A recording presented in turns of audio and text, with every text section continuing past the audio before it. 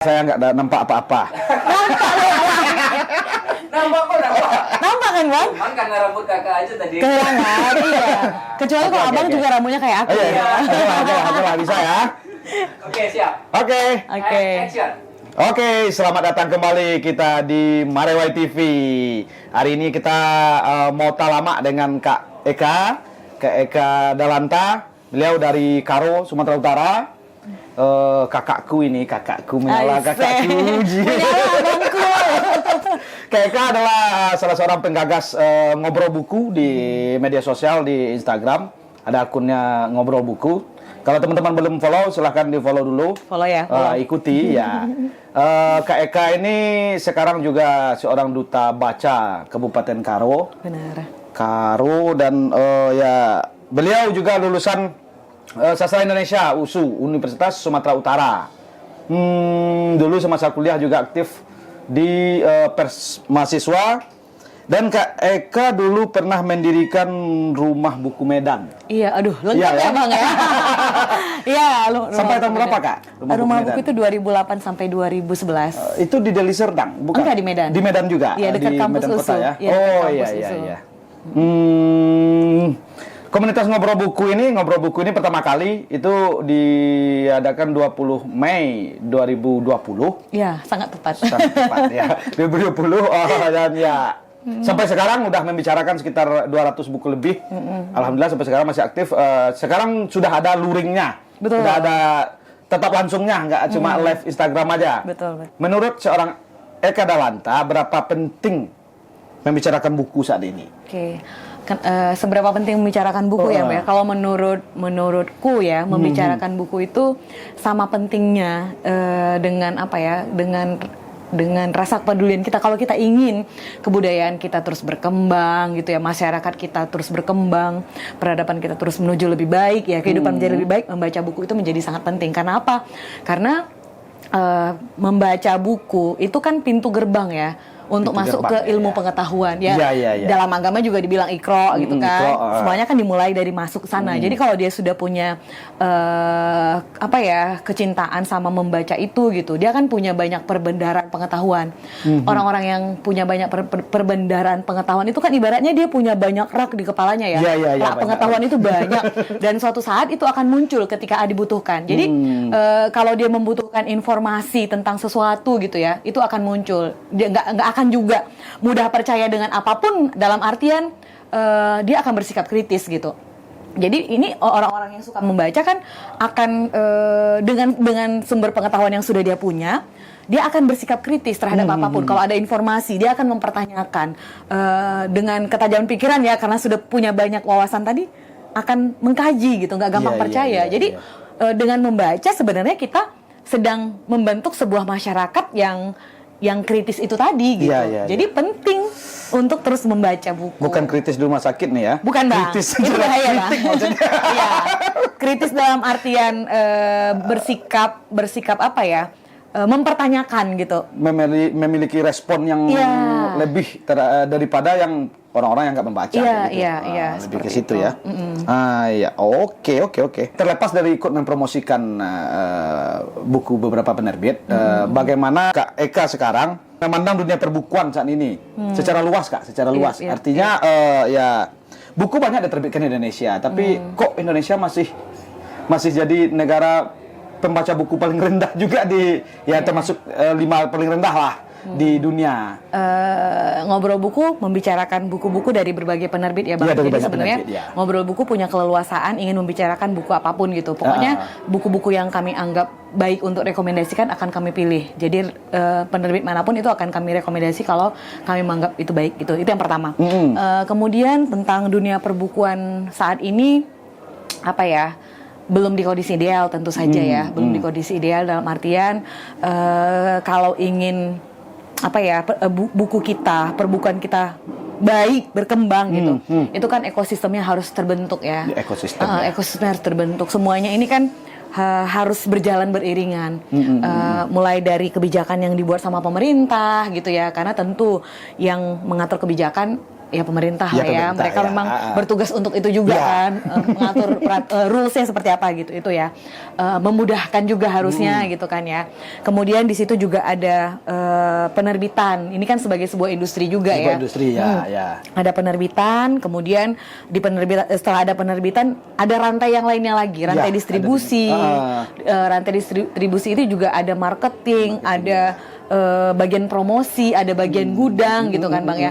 Kemudian ada toko buku juga gitu, dan kemudian diantaranya itu ada editor, kemudian ada layout desain grafis gitu Ya, ya. dan kemudian sampai ke muaranya itu ada pembaca, ada pembeli dan pembaca. Jadi ini kan semua sebuah ekosistem yang Ya, ekosistem yang harus komplit ya. terbentuk gitu. Ini harus berjalan bersama-sama, termasuk juga pembaca yang seperti yang dilakukan oleh Ngobrol Buku, yang mengapresiasi karya dan kemudian memperkenalkan karya tersebut. Jadi kalau ingin ekosistem perbukuan kita bagus, ini semuanya harus ada, harus berjalan beriringan dan harus tumbuh dengan baik gitu. Nah sekarang kan belum dalam kondisi ideal itu gitu. Kebijakan-kebijakan juga mungkin belum sepenuhnya memudahkan. Harapan kita besar kepada yang baru ini ya, pemerintahan baru ini. Betul. Memudahkan juga misalnya untuk penerbitan buku, ataukah misalnya ada nih ya di tiap daerah mungkin perlu ada penerbit kecil gitu ya. Dan mungkin ada upaya dari pemerintah juga, misalnya bagaimana mensupport penerbit kecil yang ada di daerah gitu. Jadi kalau misalnya semuanya berpusat di satu titik katakanlah misalnya itu kan mahal ya, biaya distribusi mahal, biaya produksi mahal gitu. Tapi kalau misalnya ada di tiap-tiap daerah, kan kita negara kepulauan ya, yang sangat luas gitu kan. Andai kata misalnya di tiap-tiap tempat ini atau di banyak tempat lah katakanlah kabupaten, kota semua itu ya ada penerbit-penerbit. Itu kan tentu akan memudahkan proses pencetakan buku, penerbitan buku, kemudian distribusi buku juga gitu. Jadi ini juga perlu dukungan dari pembuat kebijakannya juga, dari pemerintah juga, bagaimana mensupport ini semuanya gitu. Berarti Eka lebih ke ekosistem percetakan ya arahnya ya. Ekosistem ini sih Bang, dunia perbukaan ekosistem penerbitan itu terbentuk gitu. Pembaca juga misalnya harga buku buat pembaca kita kan cenderung mahal gitu ya misalnya. Apakah ada upaya misalnya bagaimana membuat buku ini menjadi lebih mudah dijangkau gitu. Kalaupun sebenarnya ya buat aku karena sudah membaca buku misalnya ya kalau kita udah suka sebenarnya kan kita mengupayakan menabung atau bagaimana. Tapi kan kita nggak hanya melihat ke kita saja, tapi bagaimana masyarakat kita secara keseluruhan. Masyarakat kita belum punya belum semuanya menganggap punya alokasi membeli buku itu penting misalnya setiap bulan. Bagi mereka yang penting itu ya kayak gini, alat komunikasi, gitu-gitu, ya kan? Mobil kan, kalau nabung itu untuk itu, bukan untuk buku. Nah, bagaimana misalnya, apakah mempermudah akses buku itu dengan cara apa? Dengan apa sih? Menyediakan ruang-ruang mendapatkan buku dengan lebih mudah gitu. Hal-hal seperti itu sih sebenarnya Bang. Beberapa tahun ke belakang misalnya nih kan banyak itu percetakan indie muncul, akhirnya tumbang pasca pandemi kan. Iya, betul. Kan kasihan juga kan mereka tumbang ya, karena ya alasan pandemi, tapi saya melihat lebih karena banyak teman-teman juga yang penerbit indie lebih aturan baru yang dibikin pemerintah yang membunuh mereka. Nah itu yang aku bilang tadi, kebijakan itu. Itu yang perlu didukung oleh pemerintah. Bagaimana mereka membuat kebijakan-kebijakan yang berpihak kepada tumbuhnya ekosistem perbukuan tadi itu. Ya khusus misalnya karena aku memang domisili tinggalnya di Medan ya. Aku tinggal di Medan ya, harapannya ya di Medan itu yang terjadi gitu. Orang-orang menikmati sastra gitu, makin banyak yang merayakan karya sastra, makin banyak juga pembacanya, makin banyak juga yang menghasilkan karya sastra gitu, penerbitannya juga tumbuh. Ya itu tadi semuanya berjalan, apresiasi sastranya juga jalan gitu. Itu sih harapannya gitu Bang. Iya, dari Medan sekarang udah menasional lah ya, ngobrol. Iya, sudah dikenal nasional. Memang awalnya dari hal-hal kecil dari Medan. Ya, kepikir nggak kayak dulu sampai bisa sebesar ini ngobrol buku ini awalnya? Enggak sih Bang. Awalnya. Enggak kepikiran. Teman-teman kan. Sekarang kakak menjaga konsistensi teman-teman di ngobrol buku tuh gimana sih? Cara konsisten ya. Mungkin karena memang dari awal ya, kita yang terlibat di dalam ini berlima, berenam sekarang. Udah komitmen dari awal. Iya, berkomitmen dari awal. Kita mulai gerakan ini ya udah kita mau semangat konsisten gitu. Dan memang lagi-lagi karena memang sejak awal semangat itu sudah ada, dan aku sebagai koordinator, aku merasa punya tanggung jawab lebih ya Bang ya, punya tanggung jawab lebih untuk selalu mengingatkan kawan-kawan. Kalau kawan-kawan misalnya lagi nggak semangat gitu ya aku merasa punya tanggung jawab moral untuk ngingetin teman-teman lagi gitu. Makanya sebenarnya setiap bulan misalnya ya, setiap bulan teman-teman rutin berkegiatan gitu, dan kemudian misalnya ketika udah mau masuk bulan berikutnya, biasanya aku yang langsung ingatkan juga kawan-kawan, kita bulan depan harus bikin jadwal apa lagi gitu. Yuk kita susun jadwal. Itu biasa aku lakukan. Karena iklim komunitas itu kan pasti ada pasang surut. Iya, iya. Jadi ayo bulan ini kita membicarakan apa saja. Kalau misalnya teman-teman lagi nggak ada ide, aku nawarin juga bagaimana kalau kita bahas ini gitu ya. Baru langsung bagi tugas juga. Nah, kalau misalnya nih ya tetap memahami bahwa ini kan sebuah kegiatan apa ya namanya ya Bang ya, kan tidak digaji kan, iya. Tidak digaji maksudnya ya. Semuanya dengan sukarela ya. Teman-teman juga terlibat di sini dengan sukarela. Artinya teman-teman juga punya kegiatan masing-masing, punya pekerjaan masing-masing, punya kesibukan masing-masing. Aku juga punya, tapi lagi-lagi karena aku sebagai koordinator, penanggung jawab ya merasa punya satu tanggung jawab iya, bahwa oke, ketika teman-teman misalnya sedang sibuk, berarti aku akan mengupayakan kalau aku bisa, aku akan misalnya mengisi ruang diskusi itu. Jadi kadang-kadang bisa aja dalam 1 bulan ngobrol buku yang aku yang nge-host 3 kali misalnya seperti itu, ya nggak apa-apa gitu. Atau mengupayakan ya udah berarti kita butuh teman yang lain mungkin minta tolong gitu. Jadi toleransi itu juga tetap ini dibangun sehingga teman-teman merasa bahwa ini gerakan kita bersama kan gitu. Jadi kalau misalnya ada yang nggak bisa, harus saling backup juga gitu. Atau Berarti memang dari kesadaran awalnya. Iya. Karena kita bekerja seperti ini kan memang dari kesadaran aja. Betul. Beda dengan kerja di kantor atau kerja di mana kan kita ada gaji. Betul. Kalau ini kan kita tidak mengharapkan apa-apa, memang dari kesadaran masing-masing. Kalau nggak sadar ya. Betul. Dan karena itu juga aku nggak ini ya, merasa tidak ingin menekan kawan-kawan juga. Misalnya kalau nggak bisa ya udah, saya pikir nggak apa-apa awal gitu. Ketemu Kak Eka itu, ini diktator orang ini. Wah. Awal-awal lihatnya kan, ngeri nih.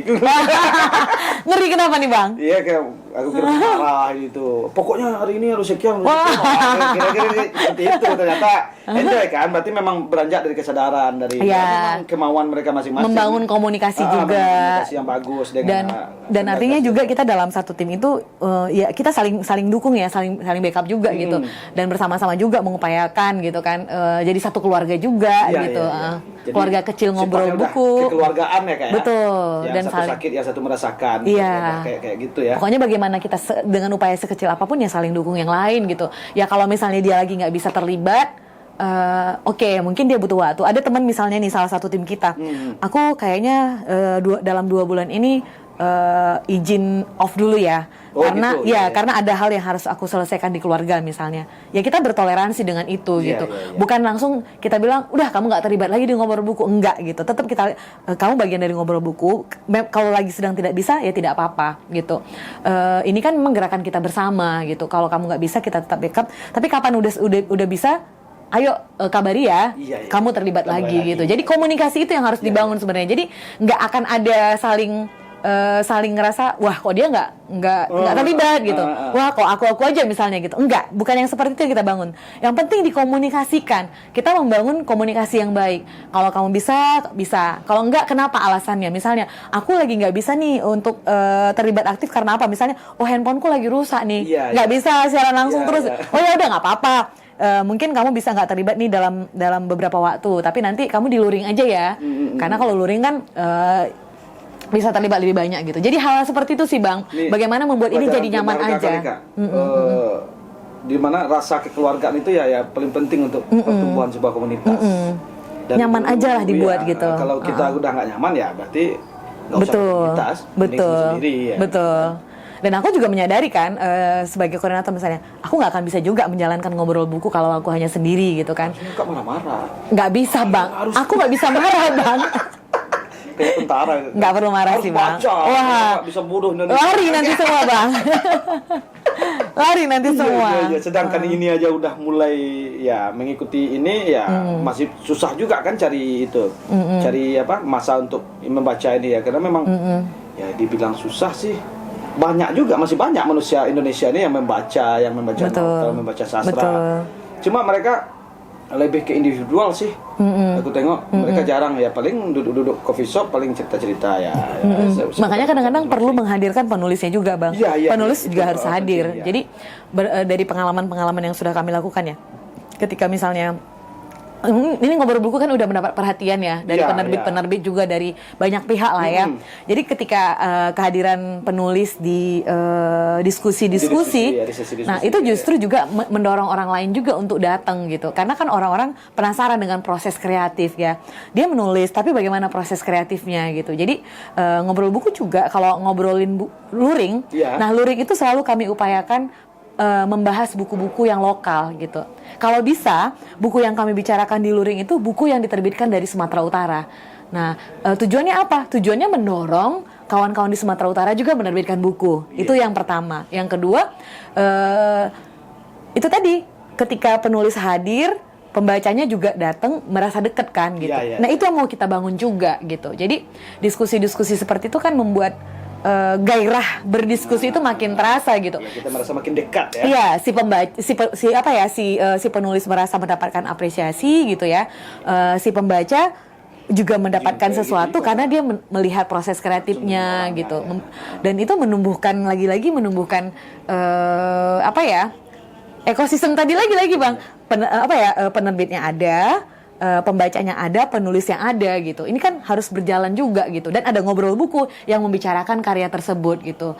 Karena kalau misalnya ada pembaca, ada penulis gitu kan, tapi nggak ada yang bicarain ini kan sendiri-sendiri. Ibaratnya ada masa-masa orang lelah kan kalau nggak ada teman diskusi. Bosan, ya kan? Iya, bosan nggak ada teman diskusi. Nah, ngobrol buku hadir menjadi teman diskusi itu. Ayo, kamu suka baca dan butuh teman untuk berdiskusi, hadir ke ngobrol buku. Kami sediakan teman online.